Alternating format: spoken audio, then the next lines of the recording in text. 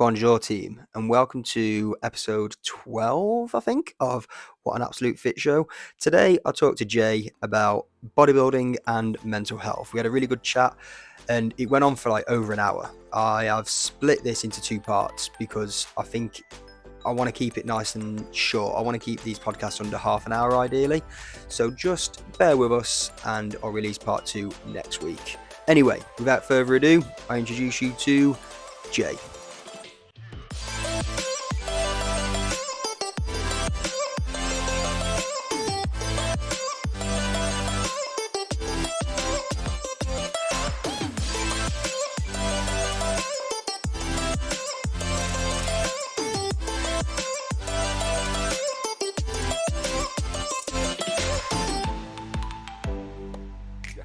But then if you want to go and drop back into do just an open for any category, you've probably got to go, whatever you've got to be in the over 35s, you've got to be at a certain level. Yeah. If you then want to do open so as anyone can enter it, you've got to be at a different level. Yeah. I'm just going to move this over so it doesn't sit in your beard, mate. Yeah, that'll be all right. Yeah, so Masters, you're up against other people over the 80s. Yeah. Then if you go, I mean, I went last time, I did one open show because my mate convinced me to do it. I ended up coming second, but I lost out because the other lad was just bigger. Right. Everything else, I beat him on everything. Yeah. I literally was better than on everything apart from he was just massive. Right. So just a mass monster. So how does that sort of like affect now? The do people like judges? Do they look mostly at sort of like size, or do they look at sort of like what is it? Depends on the judge on the show. Really? Like there were 7 judges there. 2 of them had me winning, and 5 of them had him winning. And he was like 36 pounds, I think 35, 36 pounds heavier than me, same height. So it just looked bigger. Yeah. Is it very much what it like comes down to on the day? Yeah. Yeah. Yeah. And also, like I did one show for Federation I've never done before. And I turned up there and I looked on the stage and I thought, I'm probably going to win this if I don't come. If not, I'll come second. Yeah. And I come last. I was like, right. I looked around, I was like, are you for real? Yeah. Like they called us all out on stage and you go front, you all line up and then they'll put you to the back and then they'll call certain people forward for different call outs to compare to 2 different people. They'd never called me out once and I thought, I've just nailed it. I literally stood at the back and I thought, well, I can't have lost. I can't be last looking at what's in front of me. I thought, I can't be last. Yeah. So I've obviously won it. And then when I called my names out, I was last. I was like, how the fuck? And then I found out the other ones, everyone else in that show had competed with that federation loads and loads and loads and knew them all. Right, so it was more of a... It was politics. Yeah. But as we walked off stage, the top 2 got an invite to their British finals, and I got an invite to the British finals. Right. Nobody else did. Right. So first, second, and last, I was like... Go figure. Like, what? No. Yeah. So... Yeah, it's politics and... Oh, politics, it's subjective. It depends what you look at. Like, some people... Like I was told, on that show, my back looked better than his. I had calves, he had no calves. I had a tiny waist compared to him because he had a big growth gut. My condition was better than his. It was just, he was bigger. That was it. So it's like, well, if you're just judging it on size, so you just get some big fat bloke on stage and go, well, he's bigger than me, so he's won it. Yeah. What got you into bodybuilding? What made you start? I haven't, honestly, no idea. How long have you been doing it for? I would struggle with this because I've trained for years. Right. I can never remember a time not training. From when I was a kid, I'd do running. I had a little weight bench when I was certainly in my late teens. I had a little weight bench at home, so I did a little bit. Then I sort of started going to gyms. I suppose the job I'm in now, I've been doing 20 odd years, just over 20 years. And I remember when I did my training, there was a gym there, and I was probably the minute more a bodybuilding style training more than anyone else, but I certainly wouldn't class myself as a bodybuilder then. What would you have classed it as? Just strength training? Just going to the gym. Literally just going to the gym. I wouldn't call it anything. Just going to the gym. Didn't even think of it as anything. I didn't think of it as anything. Just I enjoyed going to the gym. Something that's entwined into your life then from a really young age. Yeah. What got you there? What got you into the gym? Like, what got you? I think most of the people I associated with when I was a kid, all my mates and that, were into some sort of fitness. Right. There was no one lazy. Right. I never had. I can't remember ever having a games console or computer or anything like that. I think we had a Commodore 64, but my brother used it more than me. Like, and I just wasn't my sort of thing. I preferred doing stuff with my hands, being out and about, being practical. I've never been very academic, or certainly not when I was younger. Late years, I've done a little bit of studying and got a few qualifications, but never really been into academic stuff, always practical stuff. So it's always just I just enjoyed being sort of fit and healthy-ish. Yeah. And then I suppose about 10 years ago, I started eating a little bit better, rather than going to the gym and then leaving the gym, having a couple of fags, driving home, getting a kebab and going home and having a load of beer and a kebab. Which I did, genuinely. I used to leave the gym. The first thing I did was go in the car, was light a cigarette. I used to train, when I first started going to the gym, I was like probably 17. And I'd literally finish in the gym, I'd jump in the hydrotherapy pool for an hour, and then I'd go to KFC. Yeah, and that would be but then I would drink excessively. Like I drank. I've never been registered as an alcoholic, but I reckon I was an alcoholic. I drank that much. Okay, and that was like sort of early 20s sort of thing, or into 30s. Into your 30s. Yeah, you probably. feel that taking the bodybuilding a bit more seriously pulled you out of that? Massive. No, I don't know what it was really with drinking, because I'm not teetotal. I find that if I had one beer now with you, sat here and had a beer, tomorrow morning I'd wake up knowing I'd had a beer and I feel a bit. And I'd rather wake up fresh to go and do my cardio and whatever. Exactly. So I just don't drink. Smoking for years, people used to go, "Can you stop smoking?" My lad would say, "Stop smoking." Exes would say, "Stop smoking." People would say, "You don't need to stop smoking." And I'm like, "Oh, I'll try." And I got up one day and thought, "Do you know what? I want to stop smoking." And I just stopped smoking. Yeah. And it's as easy as that. I think it was willpower because I wanted to. I wasn't doing it for someone else.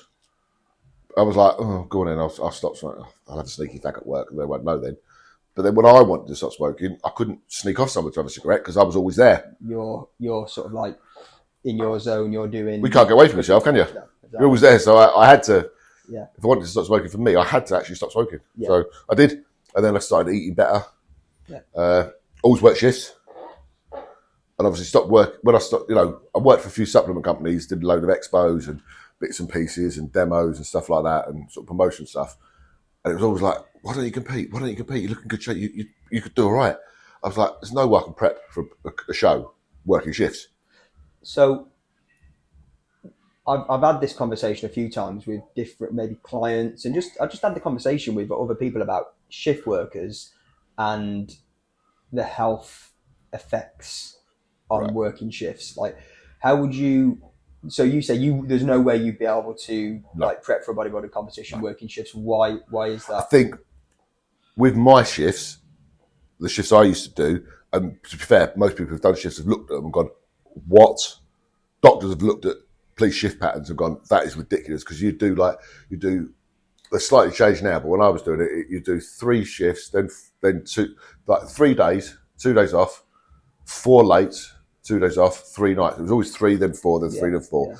You'd get 3 days off after nights, 2 days off after everything else, but it would be literally days late, nights, days late. So you're up and down. You never, when my mum was nursing, she would do like 3 months of nights. So you could get into a rhythm. But when you're going up, down, you literally didn't know. Your body had no idea. And then I ended up getting issues with the sleep, which a lot of coppers do.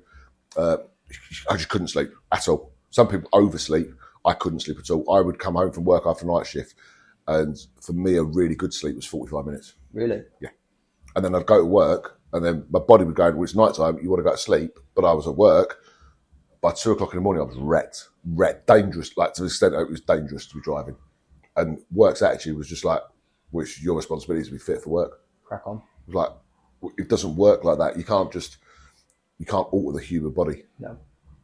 So. I've had experience in working shifts. Like during the pandemic, I had to go get a real job, and I was just working in a factory, and I was doing 4 days on, 4 days off, days and nights. Yeah. And the night shifts used to really fuck me up. Like, I couldn't train. I couldn't do things with my family and with my friends because I was like, I just need to sleep. And then the 4 days off, 2 days of that was just catching up on sleep and trying to get back into a normal sleeping rhythm, sleeping pattern. Yours sounds much worse than mine. It was horrific. It sounds absolutely. So I do take my hat off to, coppers, people that work within the NHS that work shifts and things. To be fair, I think with most shift workers, the problem with the police is what they said is when we used to say, like, can't we? They used to do years ago, just before I joined, they used to do like 7 nights, and then 7 days off. Yeah. and the courts complained saying, well, you're not available it was too long, well, police weren't available. Right. So then they come into this ridiculous shift pattern, so at least once a week you're going to be available, but they took nothing into consideration about the health, the fact that it was literally killing people. It's knocking years off people's lives. Yeah. It really is. They've changed it now. They now do, most cops that work shifts do 2 days, 2 12-hour day shifts, and then 2 12-hour night shifts, and then 4 days off. Right. Which it basically for 5 days you're just written off. Yeah. Because 12 hours plus travelling to work, that's your entire day. You've got no time for anything else. And people are like, yeah, but you get 4 days off. It's like, great, but for 4 days you cannot do anything but work. So that's why you can't prep for a bodybuilding competition. No, not a chance. So would you have left it that long though, before doing a comp? Like, what do you think? One of the questions I've got actually written down. I don't like to write a lot of questions down. I like to just sort of go with the conversation. Yeah.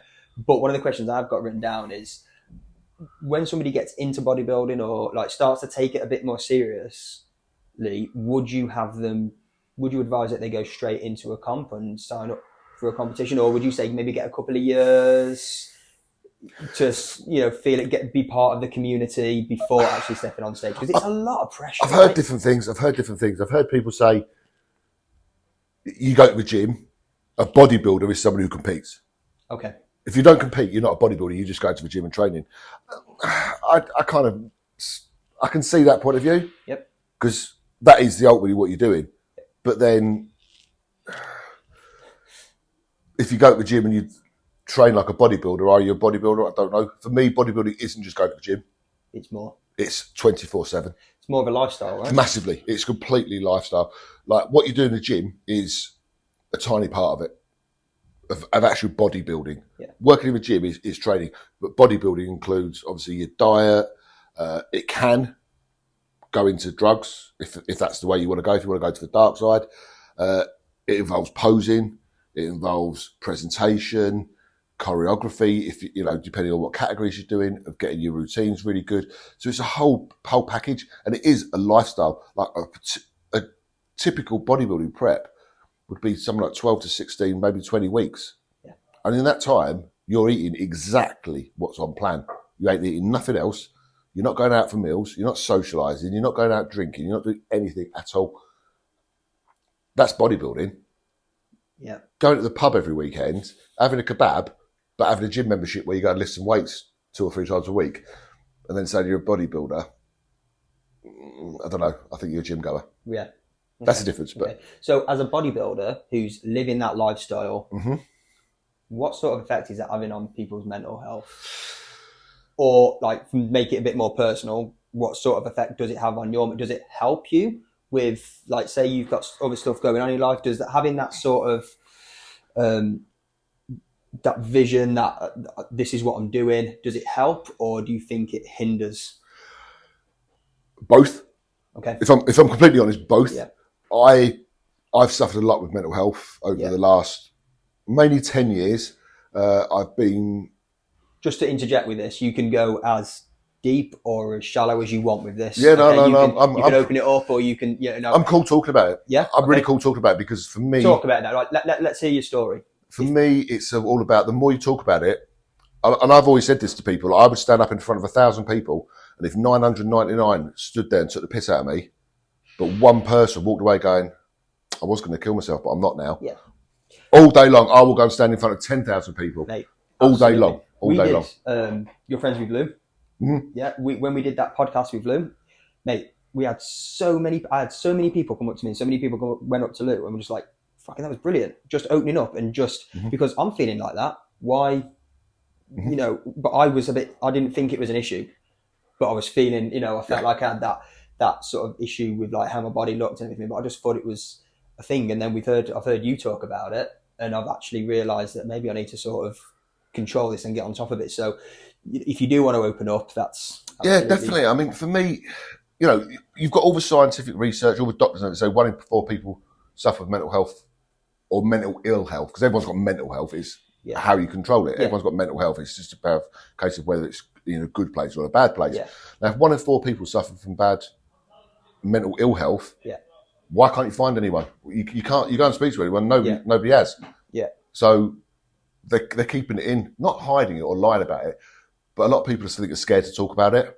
Right. And I didn't understand it. I didn't understand what was happening with me. I've been diagnosed by several psychiatrists, psychotherapists, all sorts of different people. And a lot of it goes back to my childhood, which I didn't realise. Okay. Some of it goes through, the biggest trigger was losing my mum. Okay. 10 years ago. Me and my mum were very, very close. My father passed away about 6 months before my mum. He was a lot older. He had been ill for about a good year.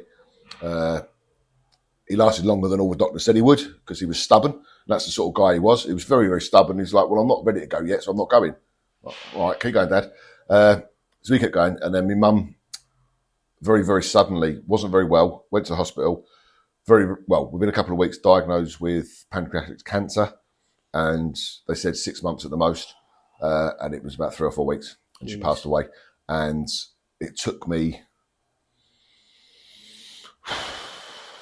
3 years and quite a lot of counselling to actually accept my mum had died. I used to try and phone her. Well, I didn't try and phone her. I used to phone a number. You know, I've driven to her old house a couple of times, just because I just hadn't accepted it. Yeah. So it took a lot of counselling to get me to accept it. And it's never really gone away. I've still got, people say it gets easier or time heals and all that. It does and it doesn't. You know, I've accepted my mum's gone, but I still, for some reason, suffer really bad with like anxiety, panic attacks. People say, well, what triggers it? And it could be anything. It literally could be anything. I've no idea why.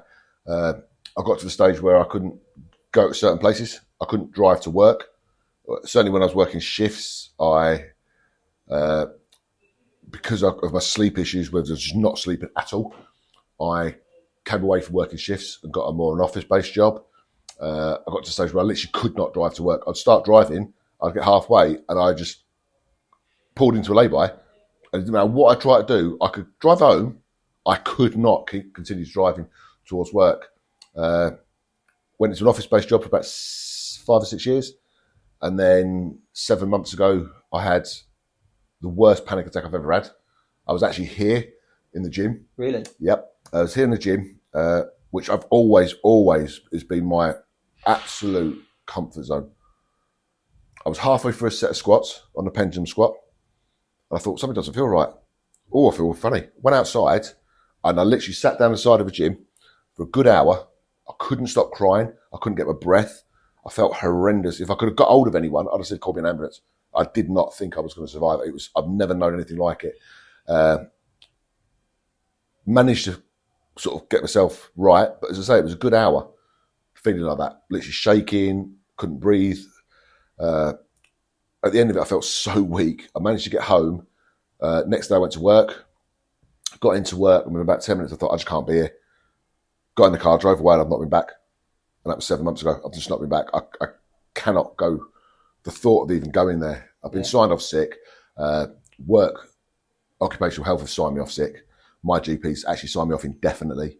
I've been under various counsellors, mental health workers, psychiatrists, and basically what they're saying is I am not suitable anymore to do that job.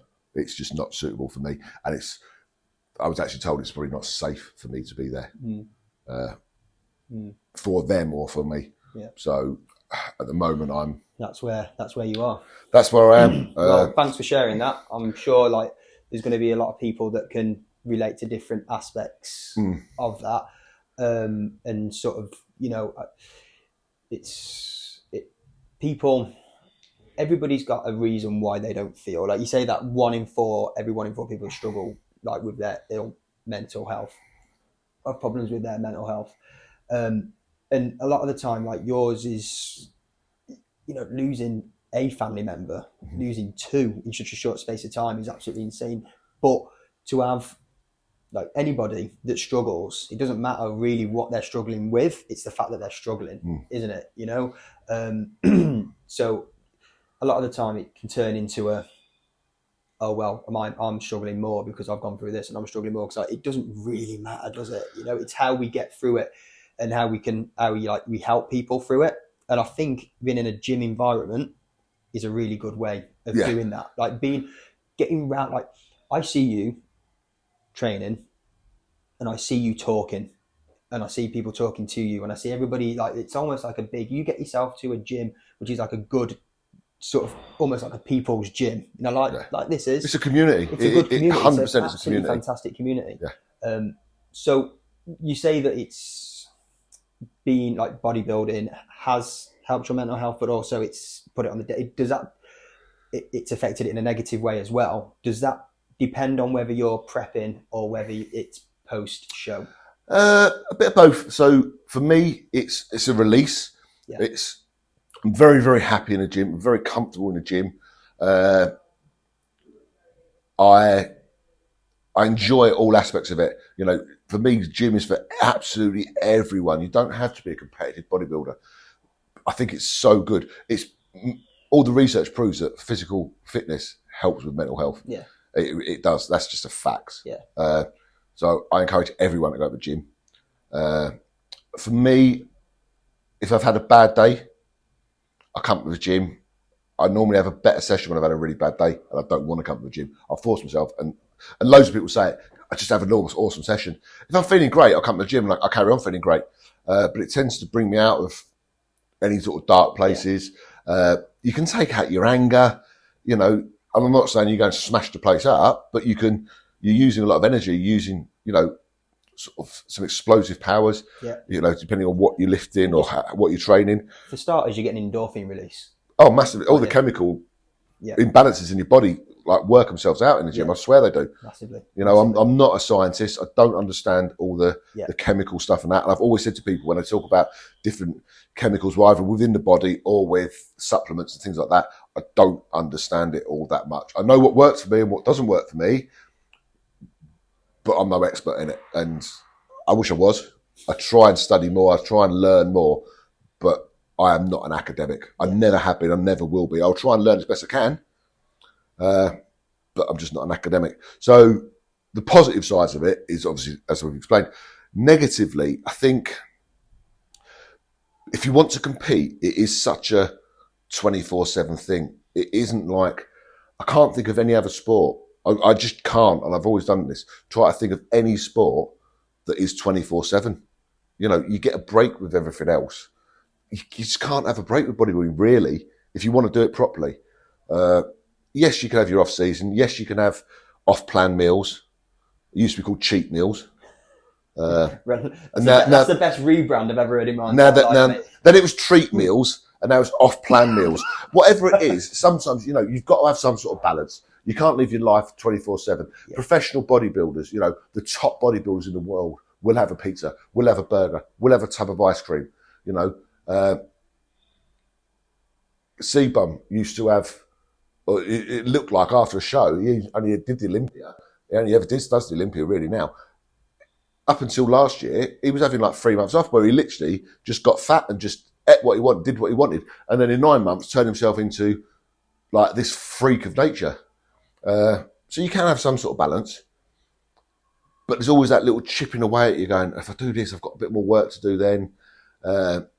It has strains on relationships. If you, I was going to ask, does it have strain on relationships? Yeah, massively. I've recently gone through a breakup,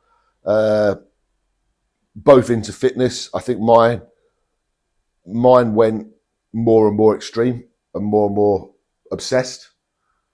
Hers become less and less and less, and we've drifted apart. Other reasons as well, obviously, but it is very, very hard on relationships. You know, you're not going out, you know, not drinking as well. A lot of people drink, a lot of people socialise with alcohol. I don't enjoy that at all anymore. I used to drink far too much. I don't enjoy that anymore. Would you say then that part of your social life is now probably gym based then, or do you have anything else other than sort of like, well, I suppose with the bodybuilding lifestyle, you can't really, because it takes up so much of your time. It does. I mean, I like going out for nice meals. I like food. I've always been a food person. I love nice food. So I will all go out, but I'll eat sensibly. You can go out and you can have an off-plan meal and you can eat sensibly. You don't have to have, you know, a starter that's the worst starter on the menu. You don't then have to have the biggest pizza and then have the biggest ice cream sundae on the menu, followed by 400 pints of beer. or whatever kids drink these days. You know, you don't have to do that. You can go out. You don't have to have a starter. You can have steak. You can swap the chips for jacket potato or something like that. And if you want a pudding, you can have a small little pudding or something like that. Just be sensible. It's not difficult. You can still go out and socialise, certainly in your off season. But yeah, for me, this, you know, so many people said to me, "You need another hobby. You need another hobby."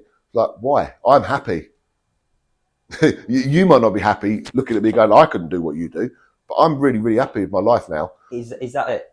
I think a lot of people that would, it's same with any aspect of fitness, whether it's bodybuilding or anything else, whether it's even if it's training in the gym and then going off and having the kebab or whatever, people will ridicule it because you're doing something that they're not prepared to do. 100%, 100%. I totally agree. I've had people come up to me. I think probably the worst one I ever thought, where the most delusional person is someone at work came up to me a few years ago. Just an average sort of person, nothing to look. You wouldn't know they went to the gym or didn't. They go, "Can I ask you a favour, mate?" And I'm like, "Yeah, yeah." I hardly knew this person. He went, "I'm going on holiday in 6 weeks, and I want to look like you." And I was like, "Wow." And I was People really don't understand "So it. what's your diet like?" He said, "Well, I see all the stuff you eat and all that." He said, "I haven't got time for all that." He says, I just have like get a meal deal and a McDonald's or whatever." I'm like, okay. Where do you train, mate? He says, "Well, I use the gym here at work, which is a gym. You can go and train it, but you can't train properly. You can exercise it a bit." And I was like, right. He said, "Is there nothing I can just take?"